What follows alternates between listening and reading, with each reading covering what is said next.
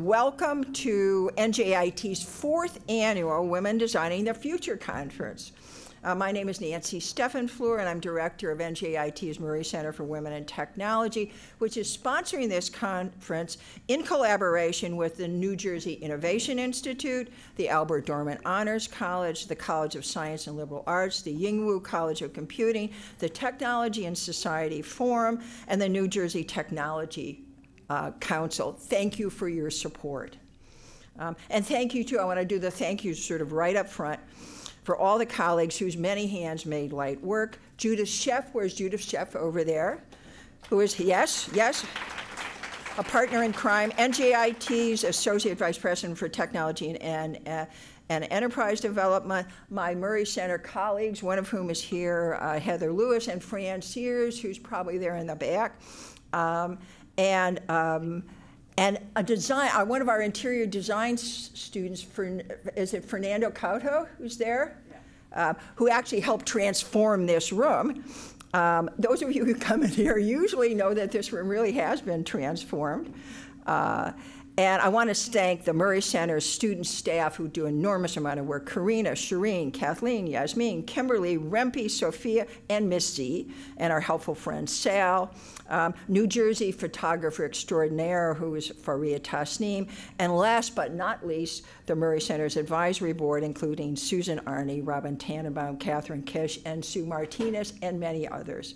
I want to thank also faculty member Martina Decker from our School of Architecture and Design, whose sustainable designs you can see in many of the powerful images on the walls of the room.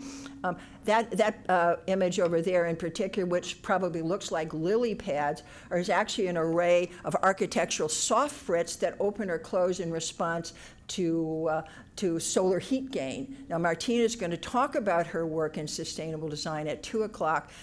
So everybody, please stick around, and particularly students, because students know, NJIT students know, there will actually be a big raffle at that point. And there'll be a couple of other raffles as well. So I want to do more thank yous and a little bit later, but to get started, we need to do a little housekeeping. This conference is going to talk a lot about sustainability, so we thought we'd try to walk the walk a little bit, which is why you don't see any water bottles or Pepsi bottles or cans around, and why we didn't give you a big pile of paper when you came in. However, we will give you a reusable bag when you leave. They got a little delayed in transit because of the odd event of a snowstorm. But we do have an agenda and a lot of the conference resource materials that are all online, and to access them, you see on the table tents, you need to download the Whova app. Heather, do you want to tell everybody a little bit how to do that? A lot of you have already done it, but if you haven't, that's the way to sort of access a lot of information. We have to be a little careful here. We're going to fall off the stage. Hi, so my name is Heather. If you have any questions throughout the conference, you can either come up to me personally or you can access me through the app. So what I'd like you to do, if you've not done so already, is go onto your phone or whatever device you have and download the Whova app. It's actually spelled with a W, and it looks like Wova, but it's pronounced Whova. And on this app, you can find our full agenda. You can find the speaker and panelists' bios and pictures. But there's also potential for networking. There's already a job posted. And you can connect with other people through this app, but you could also ask the organizers anything. And some people have already used this function, so thank you. If you do have any questions about the app, again, I will be walking around, but this is how you can access our agenda and also the list of exhibitors in Ballroom B. Thank you. Thank you. Okay. So our title this year, and I'm going to segue now into the sort of substance of the conference. So our title this year is The Environment Doing More with Less, and which is, we want to explore together two very contested terms, one of which is resilience and the other which is sustainability. So as I kind of wrote recently, in an era when sustainable is in danger of becoming just another kind of branding strategy, like all natural ingredients on a can of soup, it's important to remember what sustainability is really about. It's about survival, your survival, my survival, all of our survival. When I first came to NJIT in 1971, the world population was just under 4 billion. By the time I leave it, not too many years from now, the population will have grown to 8 billion. That is, it's doubled in a single human lifetime, and population growth drives climate change, which in turn imperils basic food and water security, and much sooner than we think. There will be too many of us and not enough resources to go around, and the resources that exist will not be equally or equitably distributed. Indeed, in many respects, of course, we already live in that dark world just outside of our peripheral vision. At the conference today, we're obviously not going to be able to solve all those Malthusian problems. Indeed, it would take an entire day just to list them. What we are going to try to do is to focus on our capacity for small, local, meaningful actions that will, if we're passionate enough about it, make a collective difference. Although the women who are going to speak to you today and with you differ in many respects, their interests, their expertise, their backgrounds, they all share the quality of passion. Their ability to lead and to innovate is inseparable from their capacity to care, to believe in change, and to be the change they want to see in the world. With that thought in mind, I want to introduce NJIT's President Joel Bloom, followed by Provost Fadi Deek, to welcome you and formally open the conference. Thanks. So we've got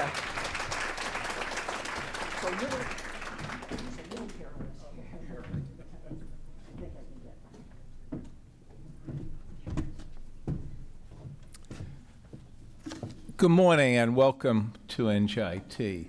As Nancy was talking about the redo of this room for the conference, it reminded me of an early commitment that NJIT made to solar panels, because this conference room was supposed to be a 2-story conference room, I think with a glass enclosed atrium on the top of it. And about a dozen years ago, I think it was federal and state grants were available for solar panels to power a building. So we competed for one of those grants, NJIT did. And therefore, if you go to the 3rd floor, you're on the 2nd, you'll see all the solar panels up there, which I still think, or I think it still powers about 70 or 80% of this building. So welcome to a lower ceiling, but a well-designed building, and a well-designed and a green building in particular. So let me tell you a little about the university. You're here. I know there are a lot of you in the room who are from NJIT. So NJIT is the state's polytechnic university.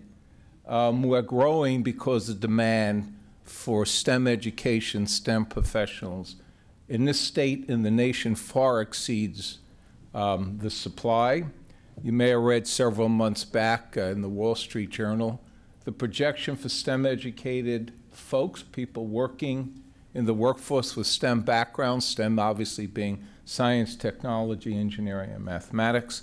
The annual demand is about 1.3 million people. And from our colleges and universities, we're only supplying about 600,000. So therefore, we're growing our enrollment. The provost and many of my colleagues in this room, we expect to be a little over, I think, 11,500 students next year. But we couldn't do it also without adding to our faculty. Some of them were relatively new in here today.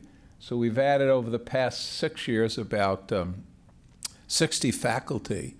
And what we're particularly proud of, particularly this past year, is of the 20 new faculty, if I'm not mistaken, and Fadi may be speaking about this, 11 of them were females. So we do need to bring many, many, many more females into the professions of STEM. I think we do a very good job, particularly at the pre-college level. So NJIT has been in the pre-college business. I see some of the faculty here who teach in our pre-college programs. We will have about 3,000 students on our campus, grades 4 through 12, and we particularly target underrepresented folks in the STEM professions, and that's primarily women and minorities. So we do have very good rankings, particularly in graduating African-American engineers and computer scientists, and that's something we want to expand upon. So let me also thank the Women's Center and all of the co-sponsors for this very important conference. As I look at the topics, it's nice being the president of this university, but I would certainly much prefer today to sit through some of the presenters and the presentations that I see here. Environmental resilience, food and water security, critically important. Data analytics, as we were talking earlier, some of us, NJIT is the only IBM licensed university to teach their data and data analytics, so we are very proud of that.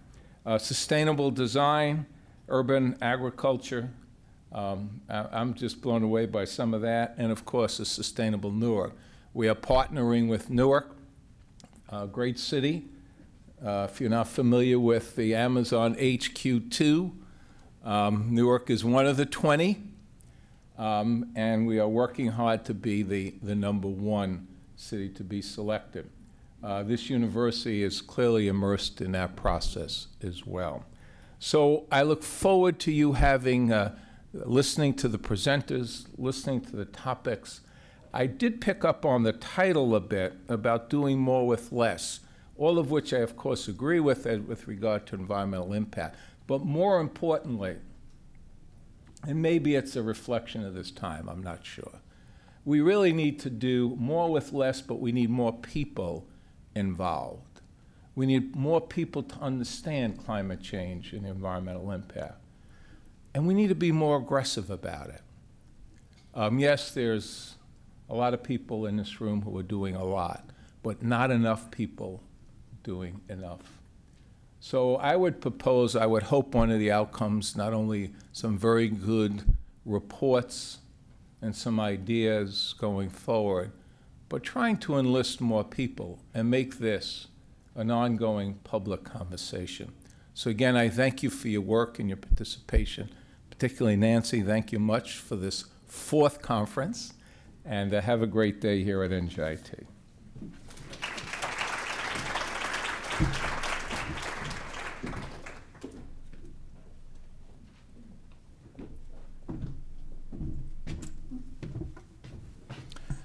Good morning, colleagues and visitors, and welcome to our campus. Good morning, Nancy, and thank you again. Let me add my voice to the President for all the work that you do on our campus on behalf of our students, faculty, and staff in so many different ways, but specifically on behalf of women participation. And thank you for establishing a tradition. Every spring, the President noted that this is the 4th year for this event, conference we'll call it, and we expect that it will persist and hopefully for many more years, for the years that you will be with us, as you alluded. And thank you, by the way, for your contributions to doubling the size, the number of people on Earth while at NJIT. You have done marvelous work at this university and everywhere else. The topic of the event today, of the conference, resonates very much so with the university, as you already know, and those of you who are visiting and learning about NJIT for the first time. Sustainability or sustainable systems is one of 3 key areas in our strategic plan that impacts programmatically everything we do on the education and the research side. You will hear throughout the day from many faculty that were hired. Recently, the President talked about the faculty that we have hired over the last 6 years. I never disagree with the President publicly. He will forgive me on this one. We hired many more than 60, Dr. Bloom. I hope you're okay with that. There are at least, I promised you 60 at least. You told me do it. So we brought many more than 60. We'll bring 20 more. In sustainability alone, I would say, more than 1/3 of those that came to the university, while don't necessarily and primarily put themselves in that bin, they do work in the environment and in environmental related topics. About 2 weeks ago, I was working with our president on creating a document in support of a request that he's making of the state in a different area, material science engineering, specifically microelectronics. And we were trying to quantify the investments that we made in this area. Number one, it was very hard to put people, as I said, in specific categories because there is no thing anymore as disciplinary. Everything is interdisciplinary. But what struck me as I was reading, and now I'm going to fess up to the number of faculty we hired over the last 6 years, I was reading 108 bios of these new faculty that we hired. I was struck by the number of references, the number of faculty that referenced sustainability or the environment in their own bios.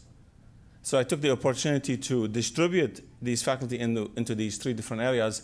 And of course, with the overlap, there were about 40 faculty that we have hired recently in this area. Many more, and you'll hear from them also, have been with us in various departments. You will hear from faculty today from engineering, senior engineer. You'll hear from faculty from architecture. You'll hear from faculty from the sciences.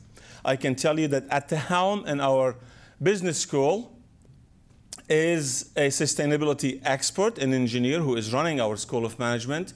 And I was very pleased to see that the College of Computing is even sponsoring this event. So the environment is of most importance to all of us, shows in anything and everything we do, and there is significant participation on behalf of sustaining it and doing much more with less at NJIT. In fact, we lead, and you will hear from leaders in this discipline throughout the day. I thank you all for being here.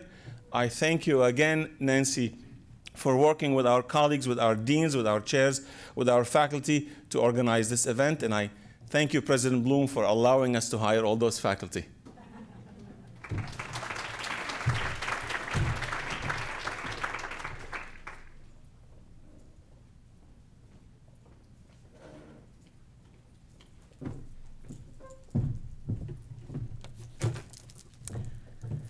Good morning. I'm Judith Sheff, the Associate Vice President for Technology and Enterprise Development at the New Jersey Innovation Institute at NJIT.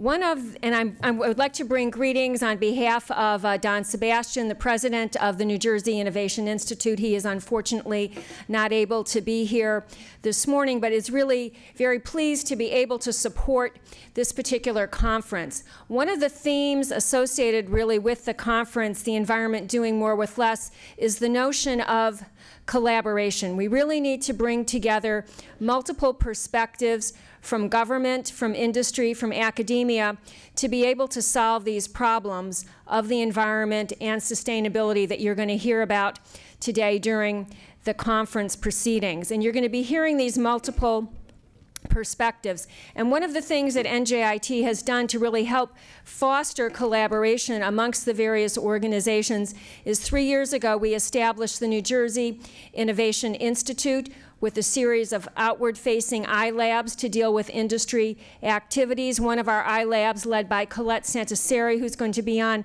one of the panels this afternoon, deals with civil infrastructure. We have some smart city capabilities as well. And so you're going to hear how we're able to really help bring in that industry perspective to solve problems. As you're listening to the presentations, I would also encourage you to think about what you can individually do with the information that you're hearing today. If you hear interesting things in the panel on urban agriculture, think about how can I take these things and apply them to what I'm doing on a daily basis. Our first speaker this morning is going to provide some perspectives from the government. Debbie Matz is the Deputy Commissioner of the New Jersey DEP, and she joined the DEP this year. Before that, she served as Baykeeper and Executive Director for the Mattawan-based New York, New Jersey organization since April 2008. Prior to joining Baykeeper, she served as an environmental and energy policy advisor to then-Governor John Corzine, assisting in the development of a state energy master plan, charting clean energy plans through 2020. She also served as the governor's appointment to the State Planning Commission as Smart Growth Ombudsman. Before working for the government, She served as Baykeeper's Policy Director, where she developed policies and programs to promote Baykeeper's mission. She analyzed proposed regulations at all levels of government, reviewing permit applications, environment impact statements, and more. She has also worked with the Stony Brook Millstone Watershed Association as a policy and outreach specialist, and in that role designed activities for a program designed to build New Jersey's community-based watershed organizations. She's analyzed municipal land use ordinances, zoning and master plans, and helped create plans to advance environmental stewardship. In addition, she mentioned to me she recently was elected to the Glen Ridge Borough Council. So she's been able to take not only what she does in government, bringing it down at that level down to the local level. And so I would encourage those of you who might be thinking about getting involved with local government to perhaps ask her some questions about that as well. And in an interesting twist, one of the exhibitors and panelists that you'll be hearing about later is from Aero Farms, and her husband is chief counsel at Aero Farms. So it all comes together. Debbie.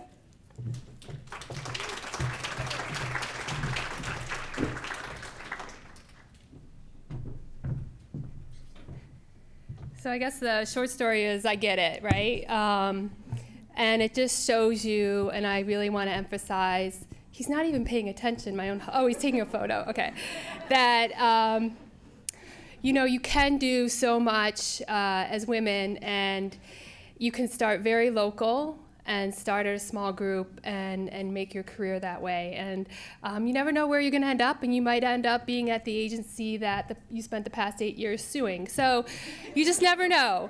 But that being said, Judith, thank you so much for the introduction and good morning. And I just want to take a moment to thank the New Jersey Institute of Technology and the New Jersey Innovation Institute for inviting me to this event.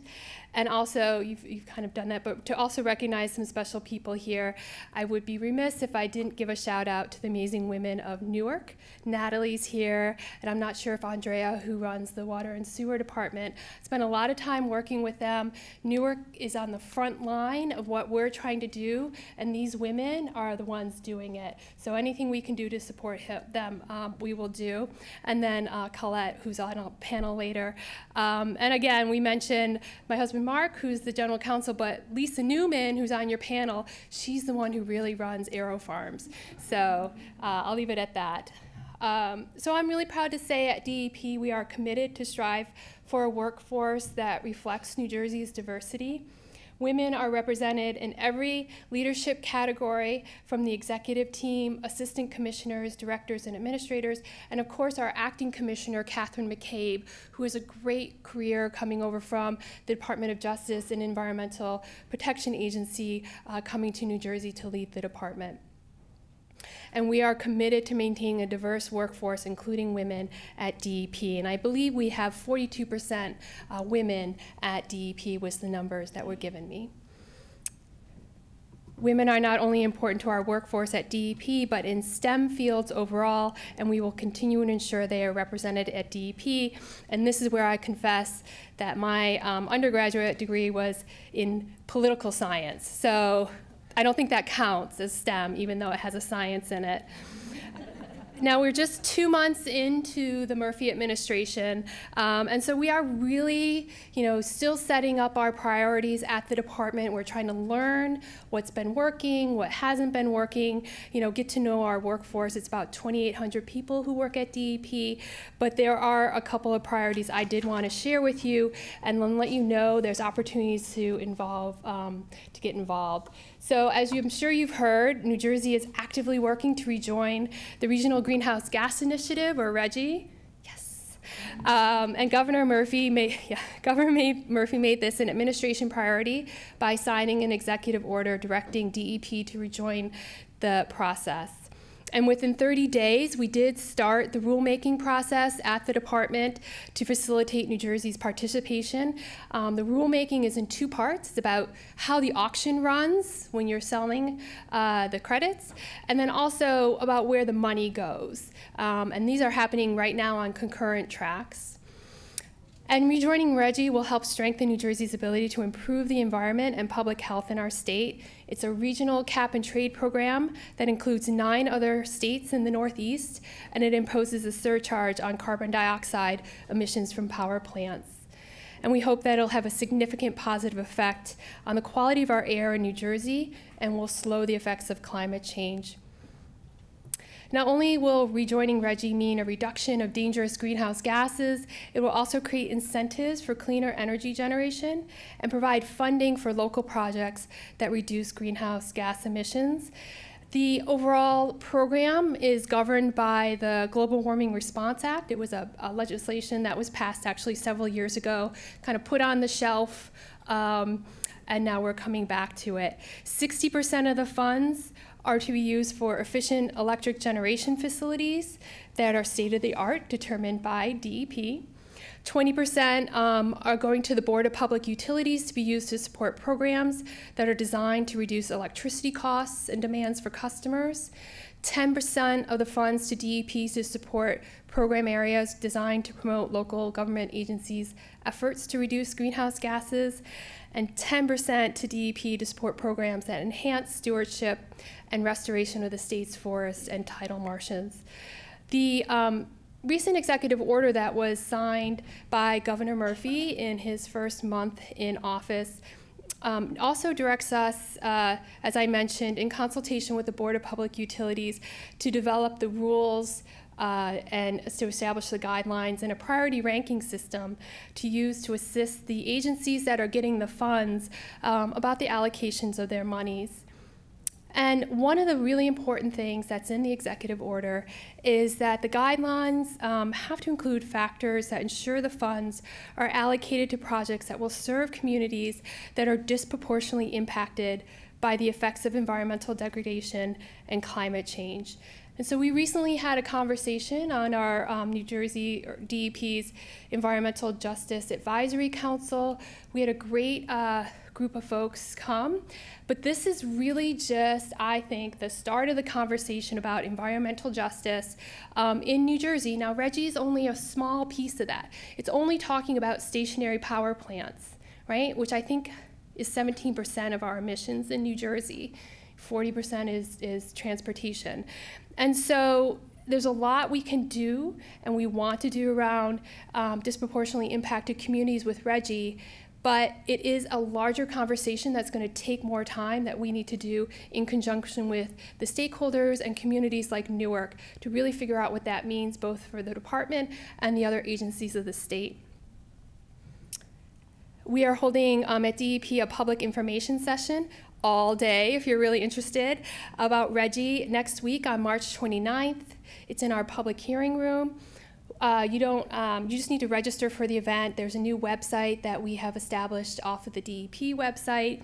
It was a very long, we've got to work on this, but it was a very long address. So if you do NJDEP RGGI, it'll pop you up there, and it has all our information about that and how you can register, and as well as we're going to be streaming it on GoToWebinar, so if you're not able to attend in Trenton, you'll be at least able to listen and see the presentation. So we are really trying to make our public meetings a bit more accessible for folks.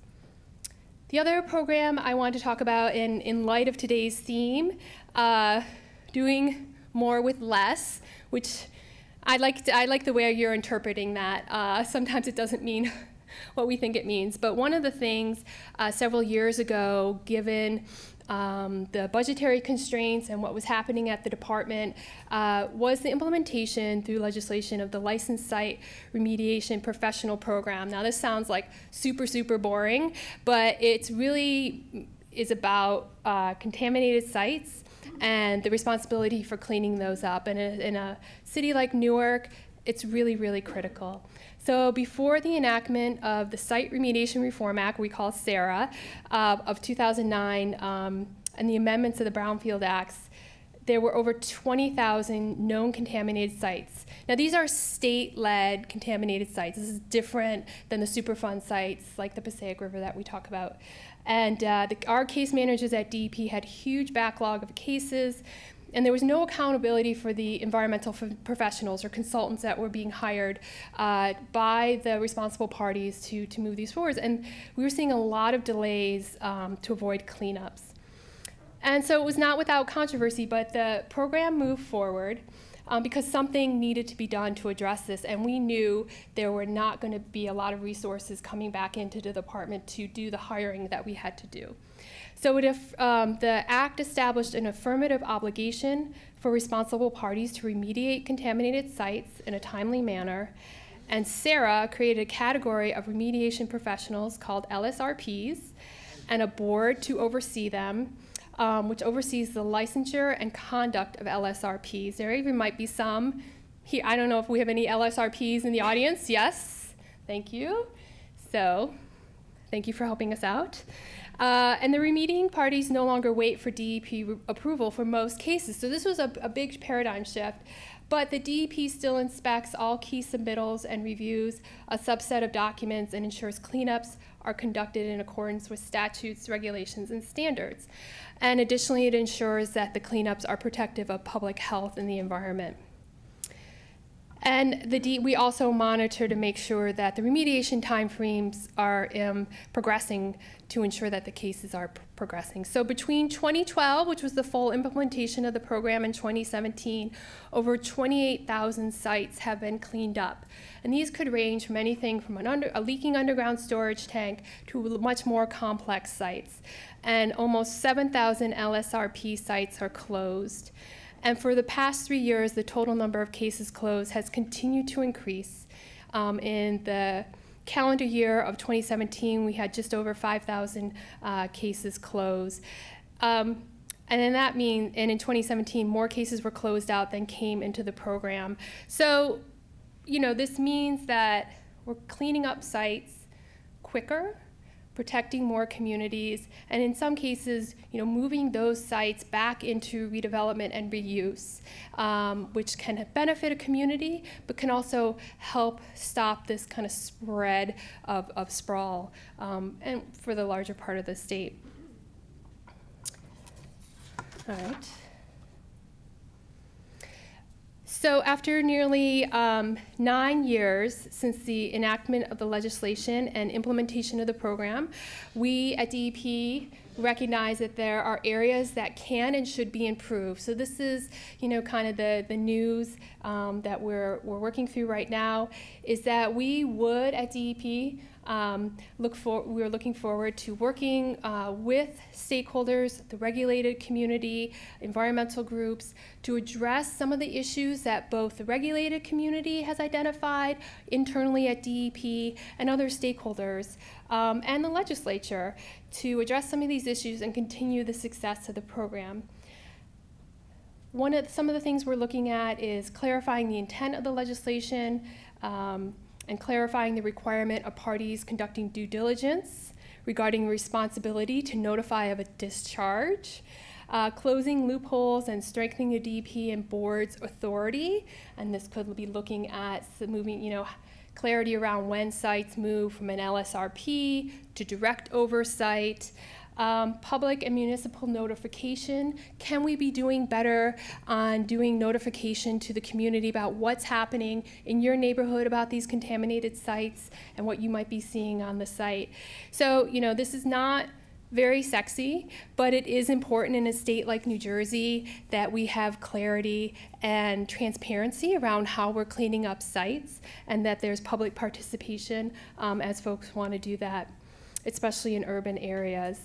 And it's really important to me at DEP that everyone feels, and I know the commissioner feels the same way, everyone, no matter if you're a regulated entity or a community member, that your voice is heard. And so that's part of what we're gonna be working on over the next couple of months, specifically around this LSRP program. So thank you again for inviting me to come to NJIT and the New Jersey Innovation Institute. Thank you for inviting me. And I appreciate the opportunity to share with you our priorities in our first 2 months. We have 4 years to go, so we'll get there. It's kind of like turning the Titanic a little bit. Titanic is a horrible analogy. It's kind of like turning a big cargo ship in the harbor a little bit, but we're just beginning, so thank you very much. Yeah.